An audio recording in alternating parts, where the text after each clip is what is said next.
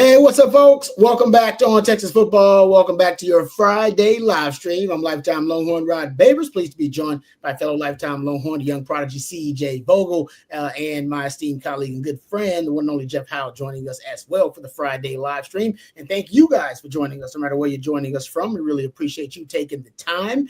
You know how it works. Friday show, mostly all about questions, comments, whatever you guys want to talk about, throw it out there. Super chats, jump to the front of the line. You can interrupt the show at any time. What's up, Cisco?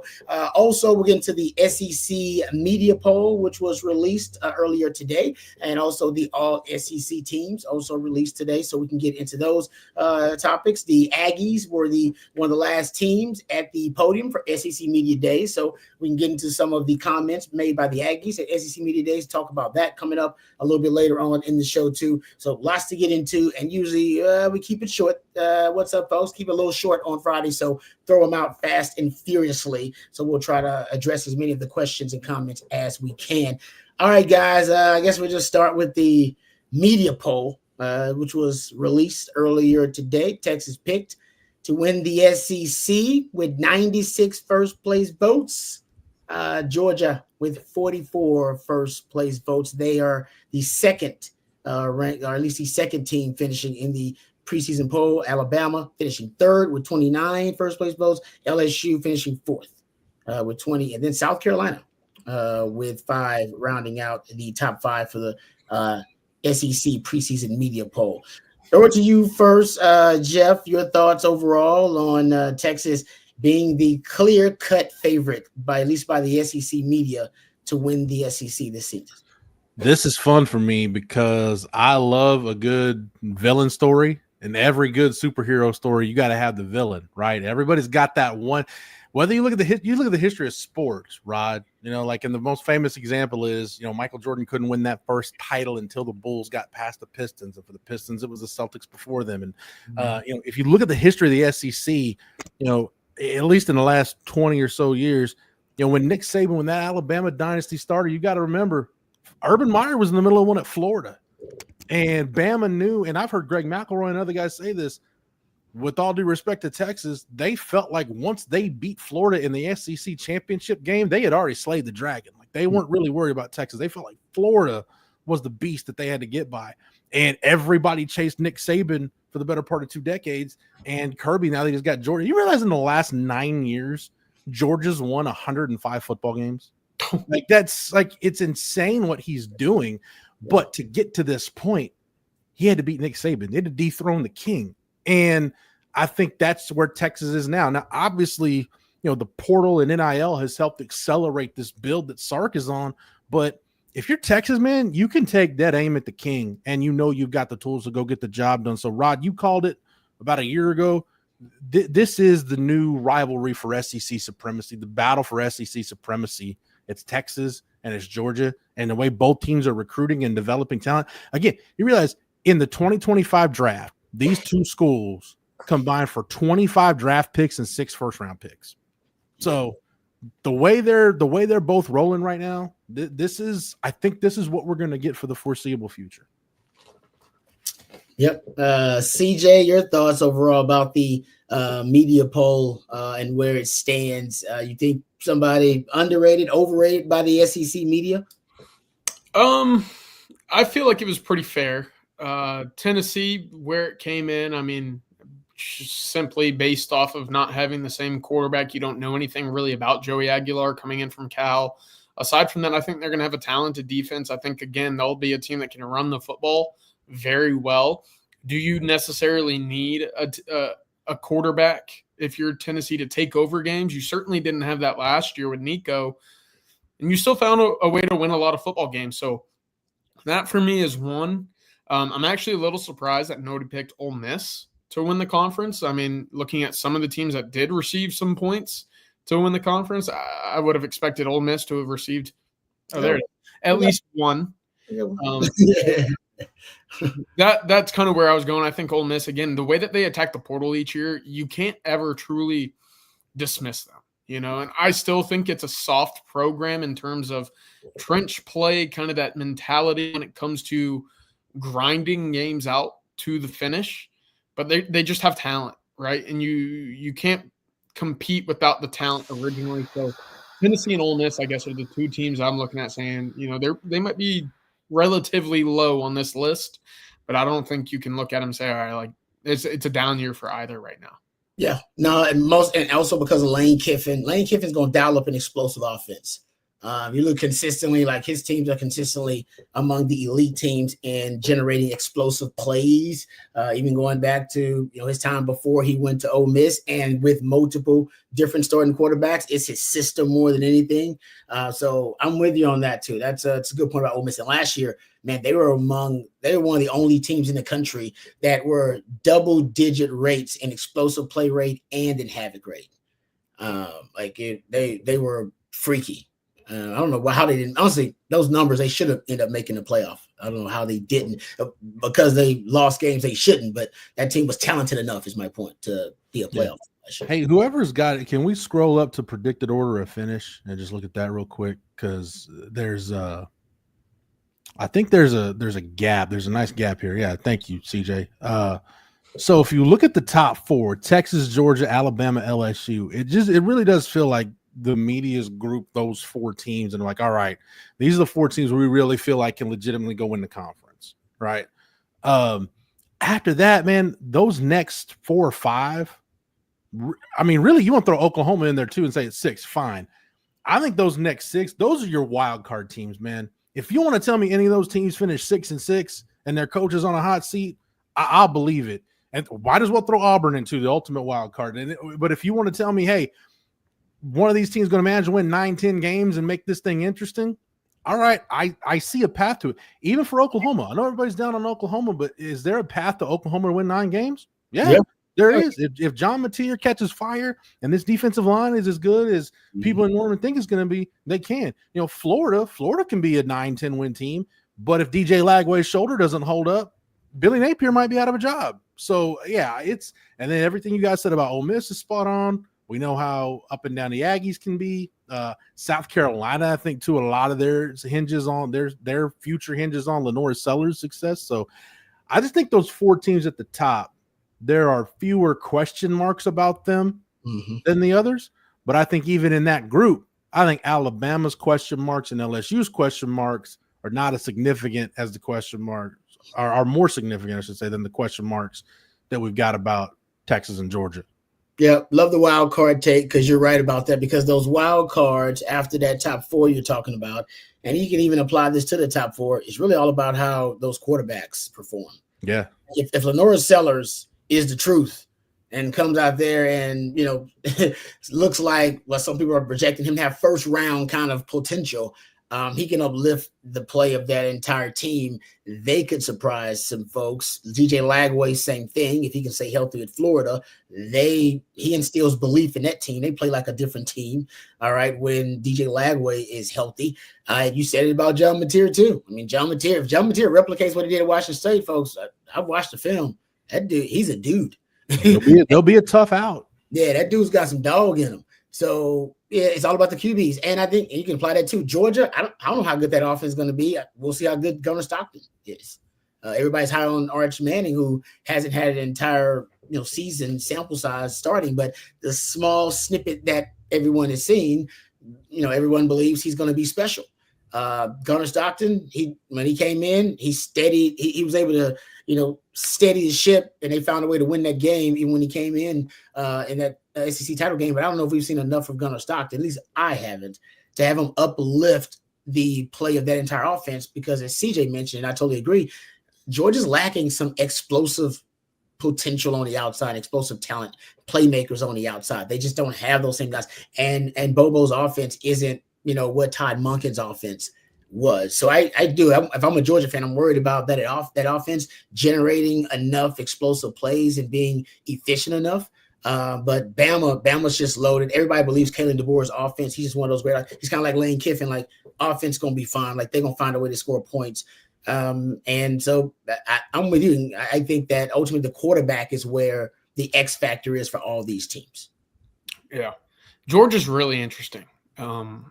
It's really interesting because, look, I like Noah Thomas. I thought he was a big weapon at A&M a year ago. They've obviously added Zachariah Branch as well.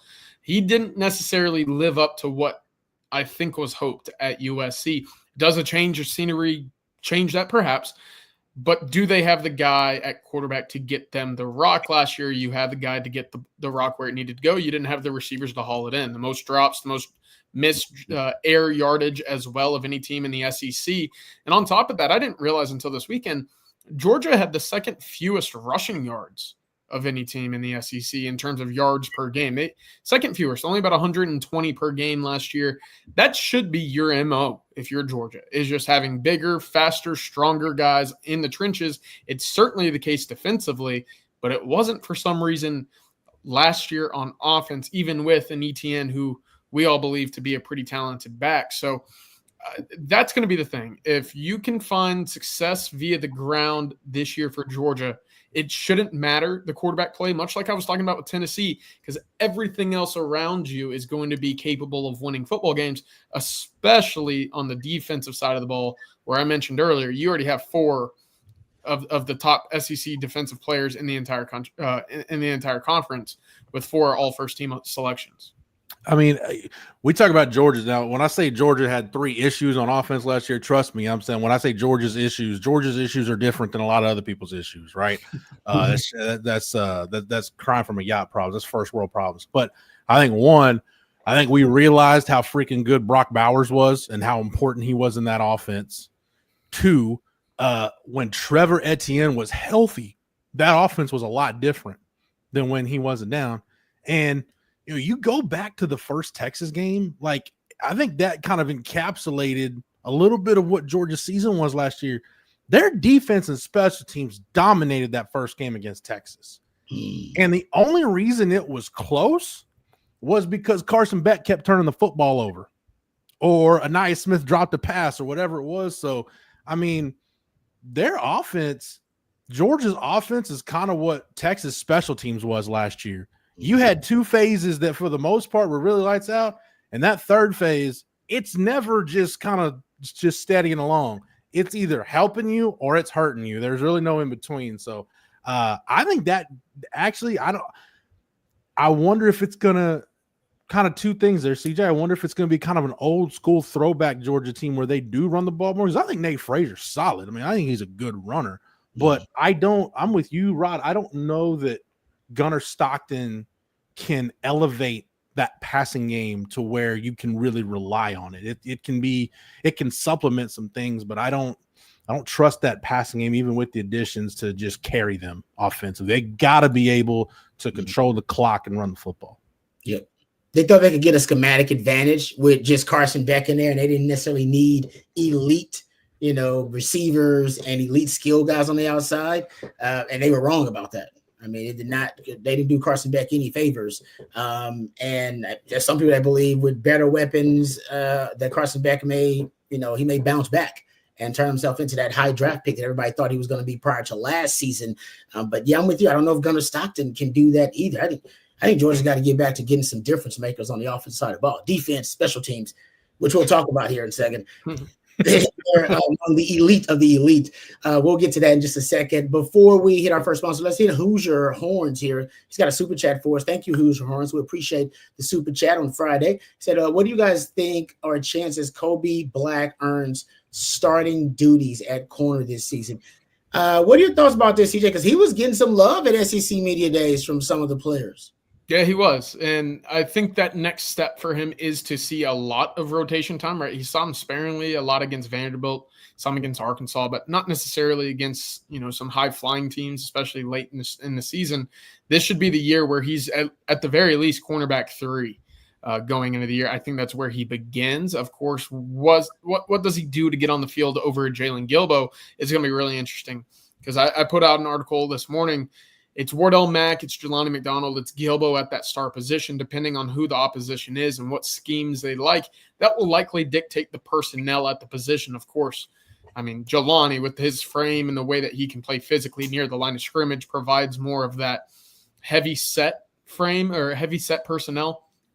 For Kobe, it's about getting his head around on deep passes. It's about using his length to offset that of the speed of an opposing wide receiver, because He's a great athlete. He's not straight line fast as you would expect.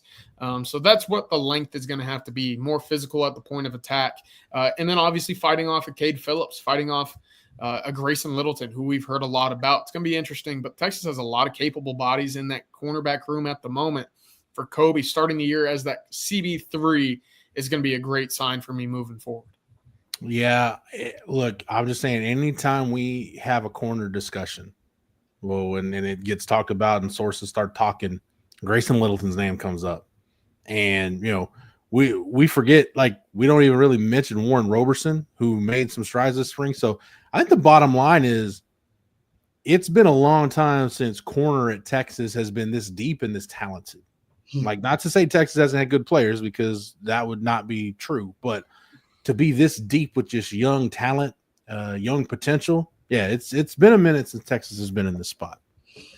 Yeah. Rod. Yeah, they look, and the corners just look different too. I mean, these guys, they're long, they're rangy. It's a different type of an athlete they're recruiting at corner now. And I do think in the future, I think this will benefit Kobe Black when they start trying to transform into more man coverage, and try to get to more press man coverage, which I think it will happen. I don't know if it's going to happen a lot this upcoming season, but I think ultimately that's that's the next evolution for the defense, along with multiplicity. It is going to favor Kobe Black and cornerbacks like him. That's why they're recruiting these guys who are built a little bit different. At one point, they want to put these guys on the line, let them press, and let them just take a receiver totally out of the mix. And they want to be able to just play some straight man concepts, or even be able to press on some of their quarters concepts, or when they are on a single receiver side and they're playing zone to the other side, even with some of their combo coverages, they want to be able to play press. So I think that's going to favor Kobe Black whenever that happens too. All right, let's take our first sponsor of the evening before we move on. Of the afternoon before we move on. Let's thank our friends over at Bond Lane. We appreciate Bond Lane and all of their support and their continued sponsorship of our Friday live stream. You've got to get from one city to another in the great state of Texas. It can be a little bit difficult trying to travel to the major Texas cities, right? Do you deal with the airport chaos and hope your flight isn't delayed, and deal with the stress, right? The general stress, the high stress levels of any airport experience? Or do you decide to take that drive and deal with the lost productivity, the potential traffic, and the road rage, and all the other stressful elements of taking the drive yourself? Well, there's a third option, and it's the best option. Our friends over at Bond Lane offer a luxurious way to travel in between the major Texas cities. You arrive at a luxury hotel terminal, no TSA lines, no long-term parking lots, just a seamless boarding experience that takes minutes, not hours. You settle into a plush leather seat, a hot towel, pillow, and blanket are at arm's reach.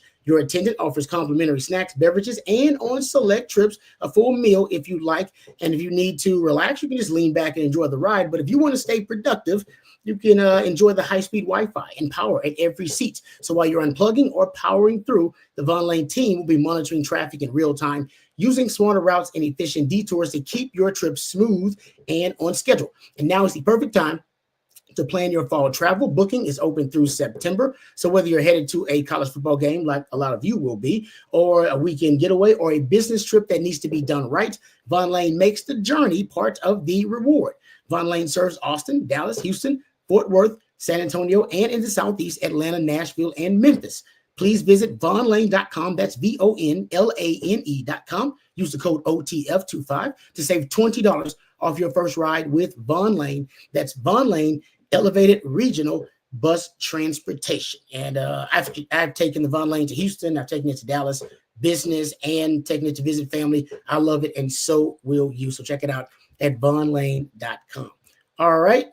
Before we dive into the all SEC selections, the preseason team, let's hit on the super chat from Derek here. Derek, we appreciate the super chat. Thank you very much.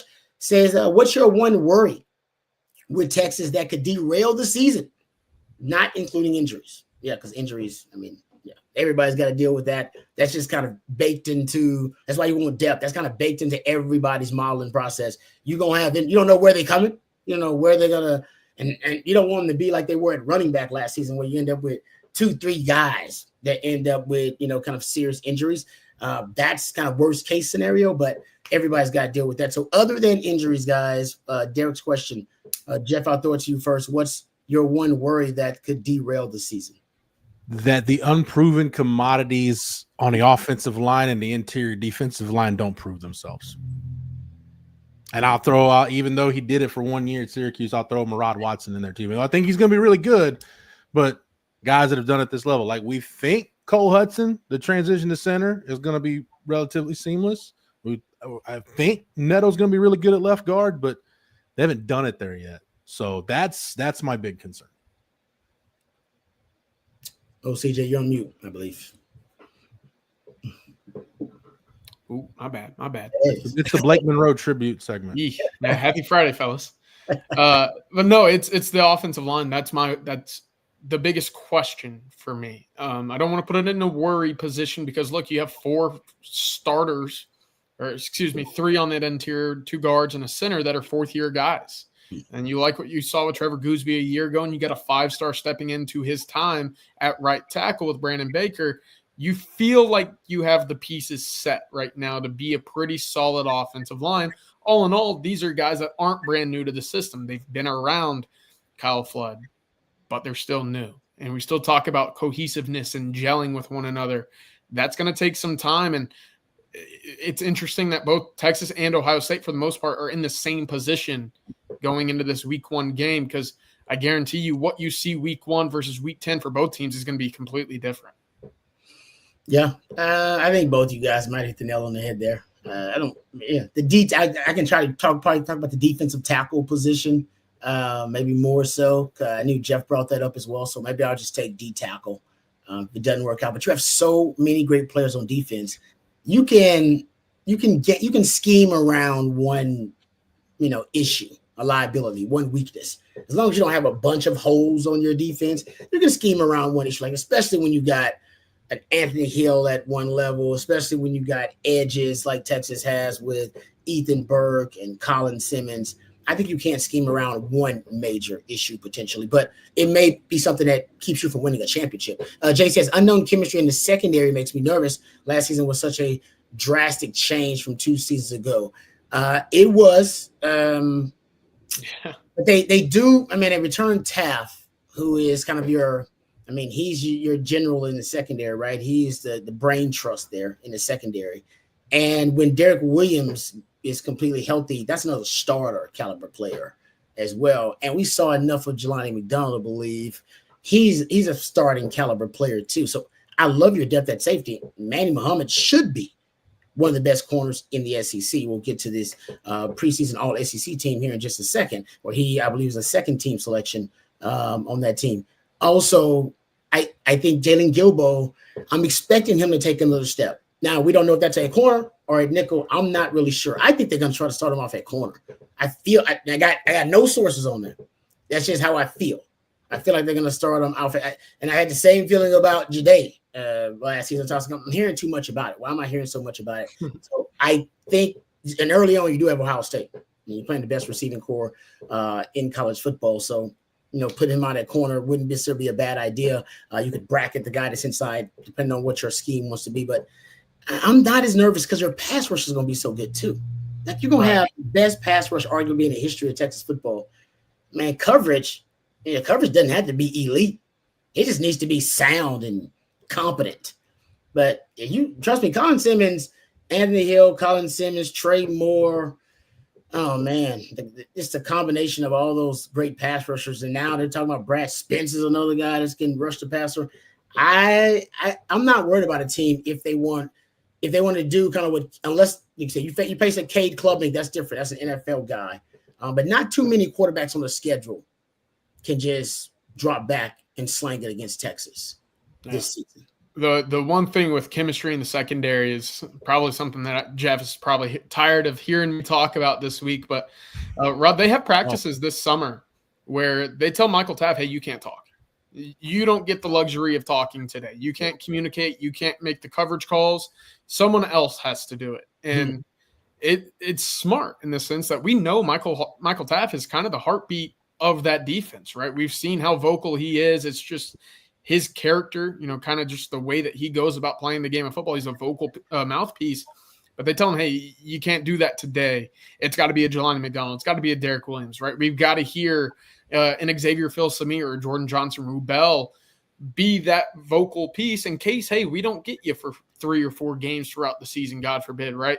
Yep. So that's one of the reasons why I think last year you saw Texas play so well in the secondaries. Look, Jade, Makuba, Taft, they all work out together. Jelani McDonald, all from Central Texas. That helped, no doubt about it. And now that you don't necessarily have all those pieces together on the field again, you've got to find ways to manufacture. And the way Sarkisian talked about it is we've got to force that relationship. We've got to force these guys to work with each other because of new faces stepping into big roles. So that was one of the big takeaways I had from this offseason is, hey, they're trying to do whatever they can to make sure that communication stays at the level that we saw on the field a year ago, because evidently you finished 7th in the country in pass defense, you're going to be a pretty good defense. That's a great nugget, CJ. Damn, that's a good nugget. I like it. I like what I'm hearing. All right, let's get to the preseason All-SEC team before we get back to some of you guys' questions. Let's hit that, and then we'll come back and answer some more of the questions from the chat. But Texas, well represented on the All-SEC team. They had 3 of them. We can talk about the first team selections for the Longhorns. You have Quintravion Wisner. I'll call him by his entire name. That's what they listed up. Quintravion Wisner on there, along with DJ Campbell on the first team offense for the Longhorns, and on the first team defense, 3 Longhorns, and no surprise there. You have Colin Simmons on the defensive line. You got Anthony Hill at the linebacker position, and Michael Taft is the safety, one of the DBs on the first team defense. No specialists for Texas on the first team at all. But second team, moving on to the second team, you do have representation. Ryan Wingo makes it on the offense for the Longhorns on the second team as well. And Malik Muhammad, as we said earlier, he is a second team representative for the Longhorns on defense. And on the third team, Arch Manning, third team quarterback here. And Trevor Gooseby makes it, as well as Jack Indries. Makes it on the third team, preseason All-SEC team. And on the defensive side, Trey Moore makes it for the Longhorns on the third team All-SEC team. Did I miss any of the specialists that made it on the second or third team? I don't believe so. Okay. So no specialists at all for the Longhorns. That should be a goal. No, you got Bowmeister. I apologize. Jack Bowmeister. I apologize about that. I only had the offense and your kickoff specialist. Specialist on the third team. Thank you very much. I didn't have the specialist. All I had was the actual skill position guy. So I apologize about that. Apologies to Jack Bowmeister and apologies to Will Stone there. So Will Stone ends up being on the third team and Jack Bowmeister ends up being on the second team for the specialist. Thank you very much there, Matthew. I appreciate that. All right, guys. Overall thoughts. I guess we can kind of break it up, but what are you guys' thoughts initially? Jeff, I'll throw it to you about Texas first team selections. Mama named him Quintravion, so I'm gonna call him Quintravion. Put some respect on his name. He's the returning leading rusher in the SEC. I was surprised. I think Jaden Baum from Florida made it as like an all-purpose. I felt he should have been a running back, but I digress. Look, you grind out 1,000 yards in an SEC season. You take away. You look at the last 10 games of the season. He had over 900 yards, and there was that game against A&M. He had some really clutch plays against Vanderbilt in that road win. Kentucky, he had a big game. The playoff game against Clemson. So yeah, thought it was interesting. I don't know if everybody waited for the Le'Veon Moss charge to be dropped or reduced before they voted him, but hey, he was a difference maker. The Aggies were a different team when Le'Veon Moss was in the mix. I mean, once he got hurt, their offense it ceased to exist pretty much. Because they had to put everything on Marcel Reed at that point. But no, I'm glad that happened. Just put some respect on Trey Wisner's name. Yeah, I think it's a great nod of the cap from the SEC media to Trey Wisner. I'll also just say, hey, you look at the top 3 teams in the conference, they lead the way with the most selections on the offense and defensive side of the ball. It's Alabama and Texas with 11. It's Georgia with 8. That's normally a pretty good sign of the talent that you'll have. And again, I mentioned it already, that first team defense for Georgia Bulldogs, that defense, that side of the ball won't take a step back. And that's what's going to be so difficult going to Athens for Texas, is finding ways to score points. Fortunately, they'll have a little bit more of a mobile quarterback in a third team selection coming in. The DJ Campbell pick is interesting, and I think that's a lot of, hey, who's the returning starter? Okay, yeah, Texas is the preseason number one. Let's find him. But man, I just go back to watching some critical games last year. The Cotton Bowl was one. The SEC championship was another. DJ Campbell wasn't on the field in some pretty high leverage situations. They went with Cole Hudson. So it's a massive year for both those guys. I mean, talk about Cole Hudson at center being an unproven commodity and Neto being an unproven commodity. DJ Campbell's proven he can play. It's just, has he proven he can be a first team all SEC type guy throughout a whole season? If he is, then okay, then I think we'll be talking about a lot of my concerns with the Texas offensive line will be alleviated. But it's not a given to me that he's a first team all SEC type guy. The contract year for DJ Campbell is pretty freaking massive. Yeah, no, it's a good point. Because consistency, I guess, is the biggest question mark. It's not ability. Certainly, it's about consistency. And I honestly, if you asked me, I bet Trevor Gooseby might be more consistent potentially than a DJ Campbell. Depends on what level they play at, but he's obviously a third team selection. But I'm with you on that. That's a great point about that, Jeff.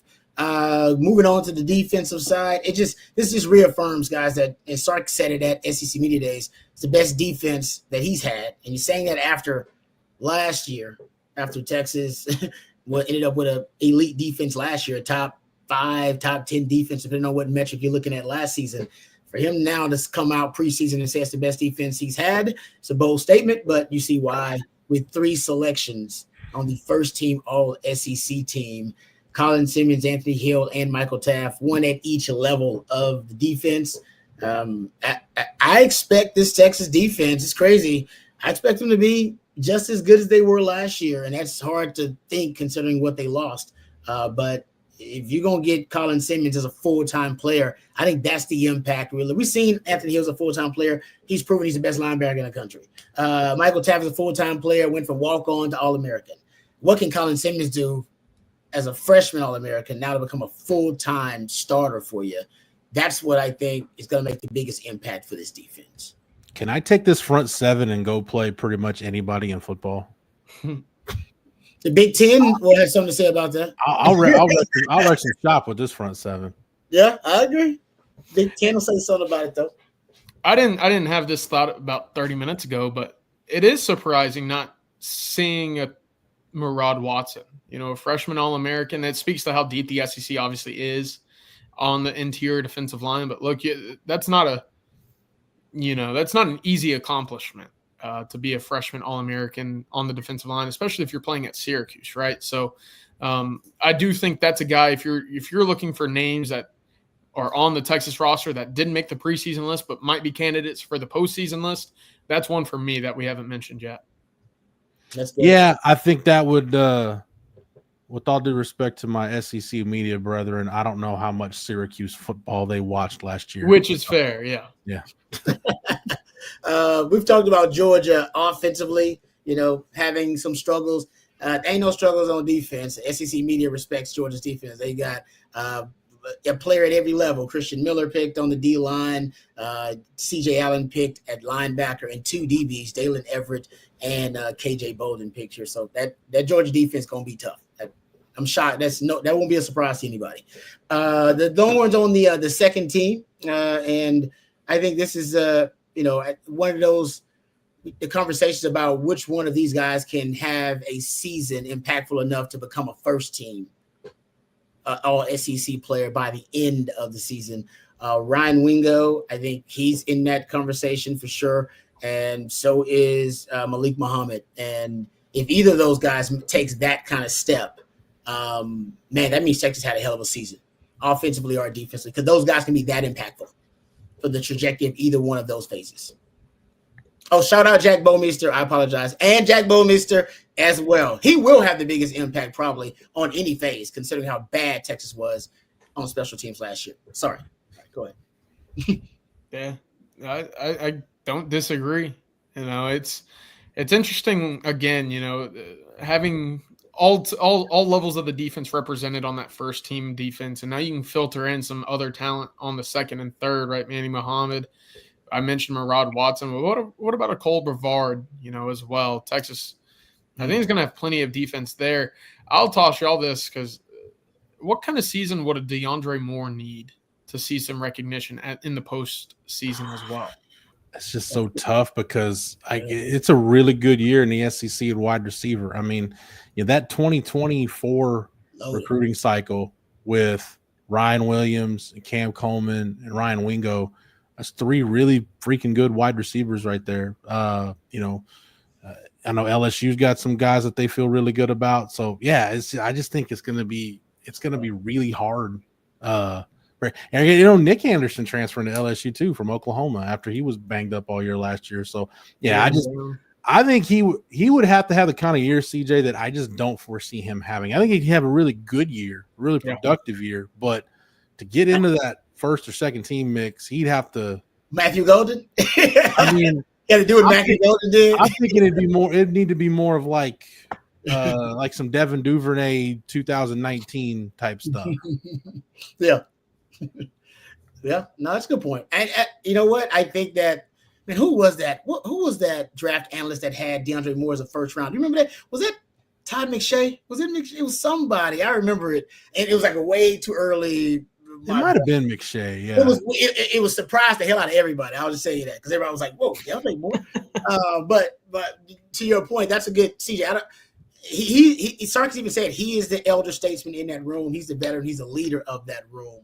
I don't know with Arch. What's his ceiling with Arch? You know, I mean, because he was actually really good on deep balls last year for Texas. Yeah, great. Very underrated on some of those deep passes, and he's the guy that's in motion, that's moving around a lot of the time.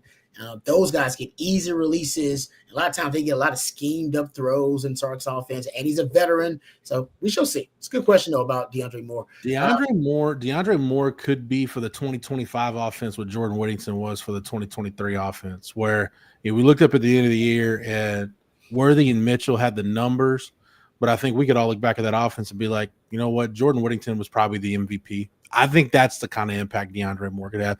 I said that won't translate to all SEC recognition, but I think he'll have enough of a presence, and everything you just laid out there, Rod, is accurate. I think we could just look and be like, yeah, DeAndre Moore was your offensive MVP this year.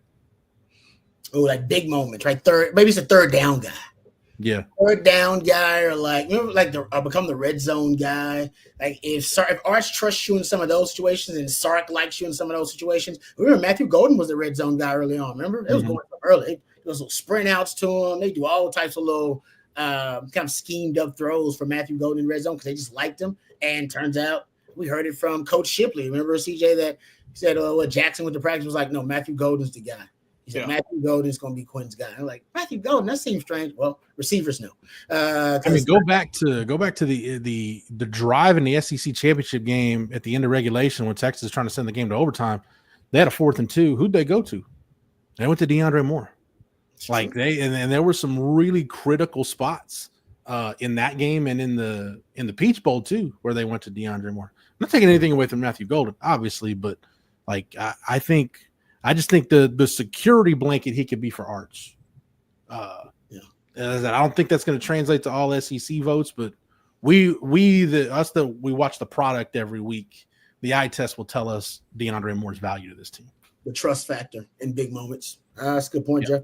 All right, third team, and they have Arch, Jack injuries, Trevor Gooseby, Trey Moore, and Will Stone there. I think Trey Moore.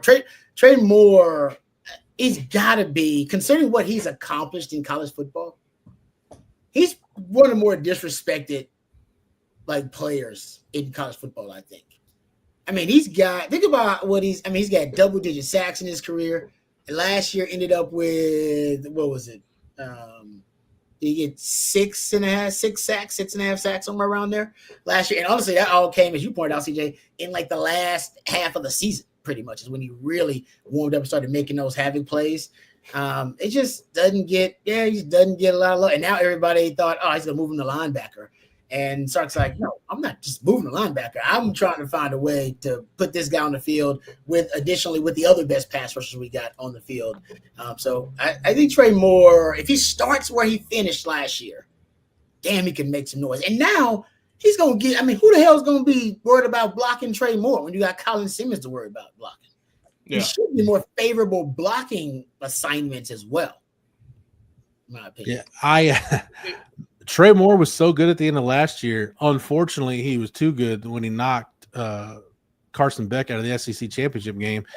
Carson Beck finishes that game. Texas probably wins the SEC as bad as Carson Beck was playing. Damn you, Jeff. But so that's how good Trey Moore was. He was really good. It's one of those deals though where like even when he wasn't getting the numbers, to your point, Rod, even when like the sacks weren't there, you can watch the first half of the season and see like how close he was on some plays, how he's able to affect the quarterback even when he doesn't get home all the time. You have to feel like, okay, at some point, like the football gods will reward him for that effort and for doing everything right up until the point of getting the sack. And lo and behold, it played out. So yeah, I'm with you. Like their ability. I know you talk, Rod, about a player's X-Men ability. The X-Men ability of this defensive staff and PK will be, man, on any given down, you can flood the field with pass rushers, guys that are capable and able to disrupt the quarterback. And when you can do that from a base defense without having to blitz and play a bunch of games, man, that's really, really tough to beat at this level. I'll say this. We talked about maybe SEC media not having watched a lot of Purdue or Syracuse film. They must have watched a lot of Nebraska tape from 23 and practice tape from Ole Miss in 2024. Prince Will Umanmielen, about 35 career tackles and 1.5 career sacks. Third team All SEC. I know the name's close to his brothers, but it's not quite him. Whoa, that I did not realize that. I didn't realize he didn't have any real production at all. I wonder if people thought they were voting for his brother, CJ. I have to imagine so. That guy's back. The Umanmielen family, I think there's 4 or 5 brothers, and all of their names start with Prince something. Princely, Prince Will, Princeton, maybe. That's great. That's Manor, Pride of Manor. Oh man, that's nice pickup on that, CJ. I didn't even think about that. But yeah, Trey Moore, by the way. They shorted him a sack too. Texas has given him an extra sack on the season, and College Football Reference and ESPN have him with 5.5 sacks. Texas has him with 6.5 sacks. So he was disrespected by the statisticians out there too. Because there was one, it was a home game. I want to say it was maybe the Florida game, I think, where he got one and he had it. Like you look at the stat broadcast feed, the stats feed that we get during the game, he's credited with a sack. And then somebody took it away, but Texas didn't take it away. I like that. Yeah. Well, actually, that made a difference because they tied the all-time sack record, though. Yeah, it's one of those weird deals where like it still counted as a tackle for loss, but it didn't count as a sack. Yeah, it's always confusing. Yeah. We'll call it a clerical error. There you go. All right. Well, I hope his contract. Hope it's if it is incentivizing, Texas gave him extra. They're like, hey man, you got your 6 sack. Maybe there's some money riding on that. Who knows? Rod, you know an NFL front office wouldn't do that. Like, no, hell no. They take that sack away. They'd be like, no, we ain't gonna pay that extra $200,000, whatever it is. All right, let's thank our friends over at Flat Creek Estate Winery before we move on and answer some more questions. We really appreciate Flat Creek Estate Winery and their ongoing support of On Texas football.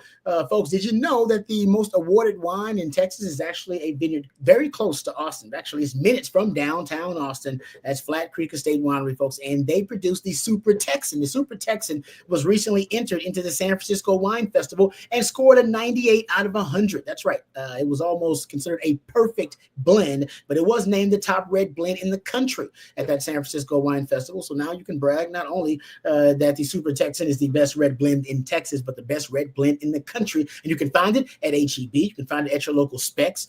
You also, there's Central Market here in town. They have a display as well of the great wines over at Flat Creek Estate Winery. So if you're looking for it, you can find it, but also you can go to flatcreekestate.com. And not only do they produce some of the best premium wines on the market, but they also have a gorgeous venue with barbecues and wine tastings every single weekend. Perfect for a day date with your significant other or a weekend getaway with your significant other. That's Flat Creek Estate Winery, flatcreekestate.com. Oh, Brian says opening a bottle of Super Texan tonight. Thank you very much there, Brian. We appreciate it. And you will enjoy it. Yes, you will. I think we had a bottle, but the bottles don't last long. We have them at the house because they're that damn good. All right, so thank you very much, friends over at Flat Creek Estate Winery. All right, let's hit some questions here, guys. Actually, we had a question that I wanted to get to from earlier, and make sure I got it right here. Okay, yes. It said it was about the Dog Nation quote. I don't know if you guys saw the quote, at least the rant, I believe, from, I think his name is Brandon Adams, and I hope I didn't disrespect him and get it wrong there. I think that's his name. Not trying to take a shot at him, but Jose asked a question earlier. Said, Jeff, CJ, and Rod, what do you think of the relationships over transactions comments from Coach Smart? To me, the pettiness is real. They don't get a couple of recruits to go their way, and these comments are made. Yeah, those comments were used in the rant from the Dog Nation guy. And it was a nice little rant. Essentially, he played some of Sark's comments, the comments of Sark saying that they don't discuss revenue sharing, NIL, whatever. They don't discuss the money to the end of the process. He played that part of the Sark quote. He also played the part of the Sark quote where it says, we only have so much money to go around. And he also played the part of the Sark quote where he said, we can't offer the most money to every player. And after playing those quotes, he essentially accused Sark of being dishonest. But Kirby's telling the unfiltered truth. So Kirby Smart's never dropped a bag to get a recruit. He's never gone above and beyond financially to get a player. He basically said, I believe Kirby Smart has relationships over transactions. I believe Kirby, but he doesn't believe Sark. So that's the disingenuous part for me. I'm not arguing about anything. The only thing I didn't like is that, the guy just basically called Sark a liar when Sark, not about the leading with NIL part. I mean, look, there's a lot of layers to this. Okay. So I know CJ's got stuff to say, so I'll try to be as quick and concise as I can. The part about we don't lead with NIL. Okay. And then like, well, how can you explain the Lambos on campus? Man, if you haven't had that NIL discussion with a kid by the time they take their official visit, you're doing yourself a disservice, because why would you go through the process of recruiting a kid and then get to the negotiating table and then it's a price that one of you is offended by? So you're doing yourself and the recruiter disservice if you haven't had that discussion. So I'm not stupid enough to think that until the very end of an official visit, when the prospect's about to leave, that's the first time an NIL discussion has happened. The part where I believe where Sark is telling the truth, and CJ, all of us have heard enough about this. They don't just have a blank check and just offer the most money to every player. If they did, they wouldn't have lost some of the recruiting battles that they lost in June and July. Exactly. I don't know how you can look at that objectively and not assume, okay, there's got to be at least a kernel of truth into what Sark is saying right there. The part that absolutely honestly pisses me off, right? And I think it's completely disingenuous. And I will call out Dog Nation and whatever this guy's name is for that you're just going to unabashedly believe Kirby Smart that it's that it's relationships over transactions. No, you got your head handed to you on a couple of recruitments. You lost the number one prospect in the state of Georgia, and you got a defensive lineman from Florida flip that was committed to you. You lost 2 recruiting battles. Deal with it. Georgia can cry me a river about not having enough money or not bidding the most or whatever. Are there players in the recruiting cycle that Sark and Texas will go above and beyond for to get? Absolutely. That has happened. Have some of those kids just happened to have ties to the state of Georgia and the Georgia program? Yeah. But you know what? Kirby Smart is the last coach that I want people stumping for him and calling poor and calling unfair and trying to throw a flag and crying foul when you know damn well, even before NIL. Now, this is the thing. Like, before NIL, there's nothing to prove what did or didn't happen. You think Kirby Smart got a bunch of top 3 recruiting classes just because he's a great guy and a swell dude and just kids just wanted to wear the black and red and play for Georgia? No, it's the same reason why Nick Saban didn't build his program with a bunch of top flight recruiting classes just by being a great coach and a great guy. There is no honor among thieves. Nobody gets the moral high ground in this situation. This is what aggravates me. All coaches, read my lips, all coaches are full of it. Just some of it are more full of it than others. There are some coaches in the SEC who are full of it a little bit. There are some coaches like Hugh Freeze. I wouldn't trust what he said if his tongue was notarized. So it's a sliding scale. Just because you lose a couple recruiting battles doesn't mean you win the moral high ground. The fact of the matter is with NIL, yes, Texas is paying players. Texas is buying players. So is Georgia. So is Alabama. So is Ohio State. So is USC. The problem that a lot of Georgia people have now is that everybody understands they're getting a look at how the sausage is made. And you know what? A lot of people don't like the taste. When this was done under the table and done in dark rooms and done where you could really kind of maneuver it and get what you wanted, nobody had a problem with it. Nobody batted an eye. But now that we're up front with what people are spending, everybody suddenly got a problem with it. That's the part that pisses me off. I don't know how I'm going to follow that up. Matthew, that's a hell of a gift, but a few thoughts for me on this. Texas was trending pretty heavily for James Johnson before he decided to commit, before he decided to move up his commitment date in the late end of June as well. He doesn't commit to Georgia without a financial push there. And now that it's working against Georgia, that's where we're crying foul, right? To your point, Jeff. Opposite of that, I mean, on top of that, it's surprising. I figured Georgia would have been in enough highly contested recruitments, both having gone their way and gone the opposite way against them, to have then understood what the game was. I didn't expect to see this level of backlash and ultimately just crying in terms of a bad day on the recruiting trail.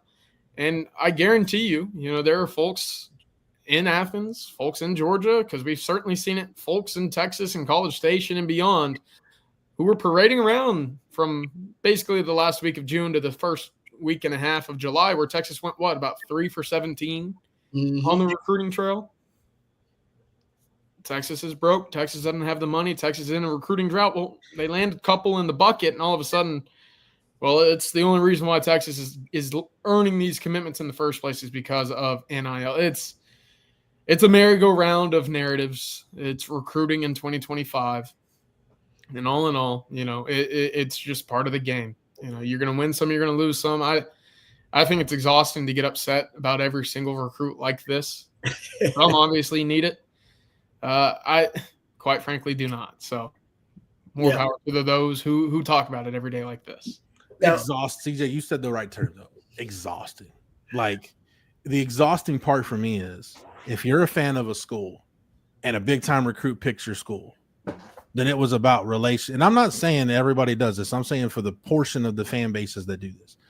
If that kid picks your school, then it was about relationships and the program and the prestige and blah, blah, blah.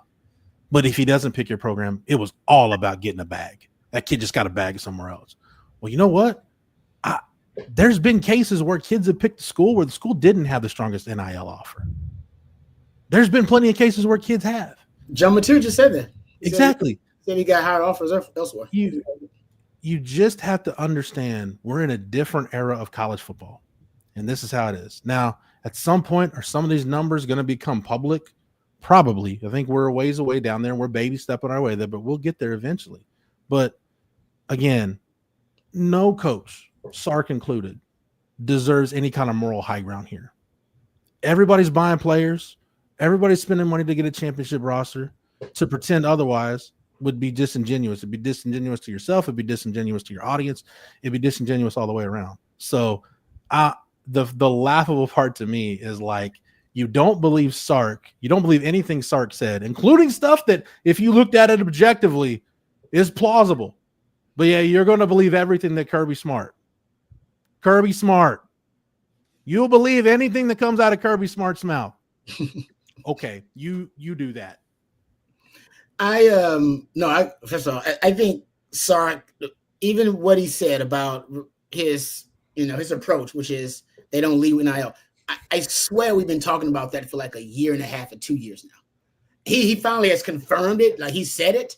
But I swear we've been like, he's hinting that that NIL, he's not going to lead with the money, that he wants the money to be. And by the way, we've talked about how not all Longhorn fans like that approach. Like, they're like, hey, man, it's about the bag. Like you said, Jeff, it's about the bag. All right. So, hey, let's meet the figure they want, number one, and then talk about everything else. Sark is saying he's got a different approach. Whatever he's doing is working to help the culture.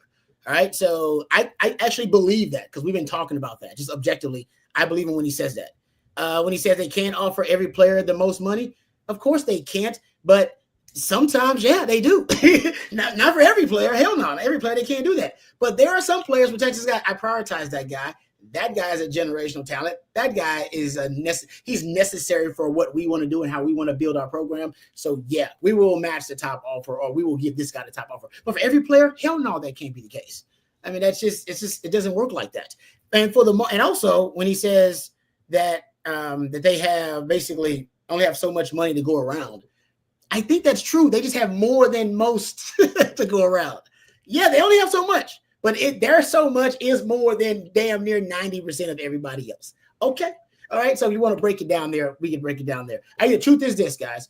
There are exceptions to the rule where some guys just being offered a major bag, and you got to take the generational money when they offer it. But for the most part, all of these players, these really good blue chip prospects, they're being offered the revenue shares, the NILs. They're very competitive deals for the most part. I mean, there's not hundreds of thousands of dollars separating most of these deals, and these guys are making choices based on the other elements, not just the top dollar figure.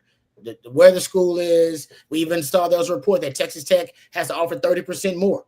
It's living in West Texas, like courtesy fee. You got to offer us 30% more than everybody else does, because I don't want to live in West Texas.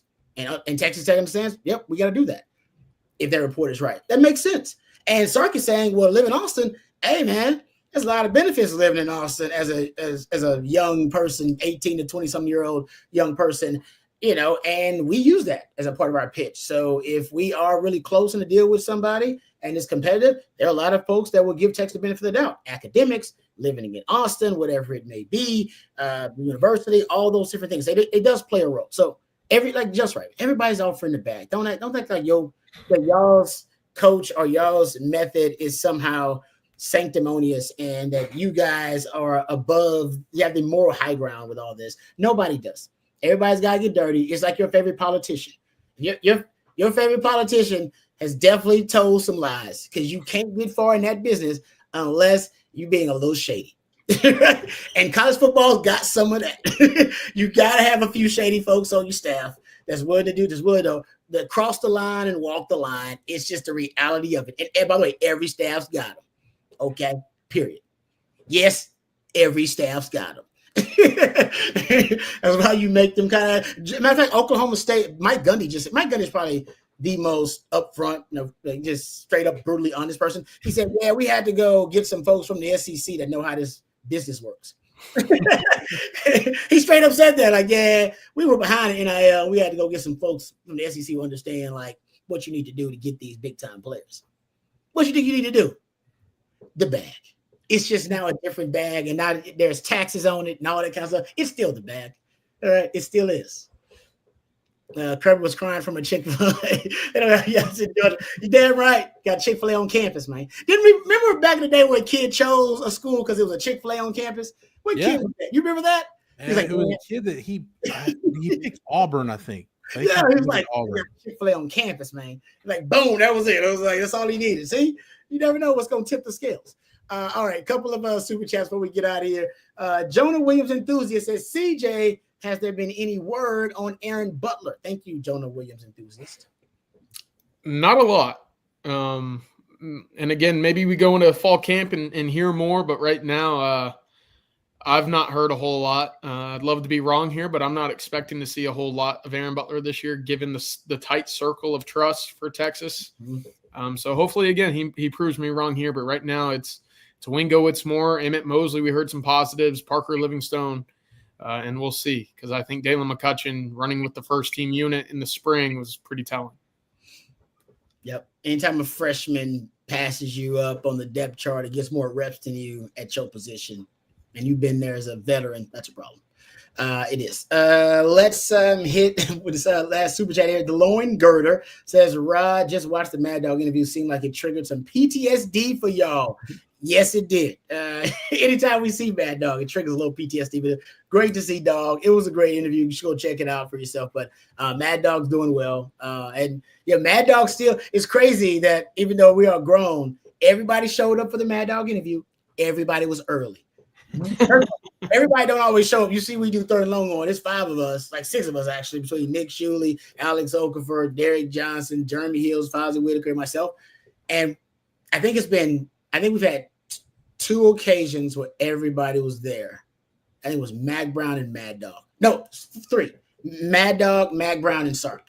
I think those are the only 3 times where everybody has been all there. The whole point was to have so many people that we wouldn't all have to be there at the same time because everybody's schedule was crazy. But that's how much respect Dog's got. Current head coach, Mac, who's a Hall of Famer and one of the greatest coaches in Texas football history, probably the second behind DKR, and then Mad Dog. I think and early too. Make sure they was there early for Mad Dog because I think it's a little PTSD, like you said. You can be late to Mad Dog. Mad Dog was always early. He's always like 10 minutes early to workouts. And if you were running up to workouts, I feel like right when we getting ready to start, Mad Dog make you run just for running up late. You're like, we're like, I'm on time. I'm only 2 minutes late. Like, nah, you need to be out there early. You should have been out here stretching, warming up with your team. Nope, boom. Still had to take a couple laps, something like that before the workouts. Oh, Mad Dog was a beast.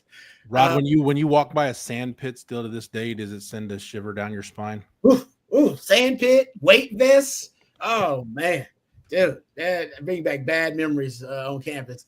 All right. Thank you guys for the super chats and the questions. Let's thank our final sponsor of this afternoon's program, our friends at South Point Dodge. Texas fans, you can score an easy extra point this season when you get to the point with our friends over at South Point Dodge. South Point Dodge has over 600 vehicles in stock right now, including the all-new 2025 Ram 1500. Get the real deal today and drive away in the all-new Ram 1500, proven to last. Plus, you get employee incentive pricing. That's right. You pay what the employees pay right now at South Point Dodge. Now, that's the real deal. So score big today at South Point Dodge. You can go see them off of I-35 in South Austin, or you can go to southpointdodge.com. If you can go to them if you need a car, a truck, you need something new, something used, whether you need a trade-in. Our friends at South Point Dodge are Austin's automotive everything. So check them out today at southpointdodge.com. All right, we appreciate all you guys for joining us, all the questions. Sorry we couldn't get to all of them. Our Friday shows are a little shorter, a little condensed version of our live streams. Thank you to Matthew behind the scenes, always doing a great job twisting and tweaking the dials. He is the real MVP. Oh, real quick, CJ, Derek Cooper commitment coming up when? Sunday, 6 p.m. So stay tuned. We might have some boots on the ground out there. So again, continue to hear some positives for the 5-star running back out of Chaminade. Well, what? No. Hold on, what is that again? Say that again. What is Chaminade Madonna High School. Oh, is that Chaminade Madonna? Is that how you say it? Chaminade. Chaminade. Yeah, all right. I can't say that fast. All right, talk about a tongue twister. All right, thank you, CJ. So if you want to know what's happening and when it's happening, keep it tuned right here to On Texas Football, the YouTube platform, ontexasfootball.com. Jeff, thank you for joining us, man. Really appreciate all of your all of your expertise and knowledge, and that's why Matthew's the real MVP. Always bringing a smile to our faces. Thank you guys out there for joining us on a Friday. And for Jeff and for Matthew and for CJ, I'm Lifetime Longhorn Rod Babers. Until next time, hook 'em horns. Hook 'em.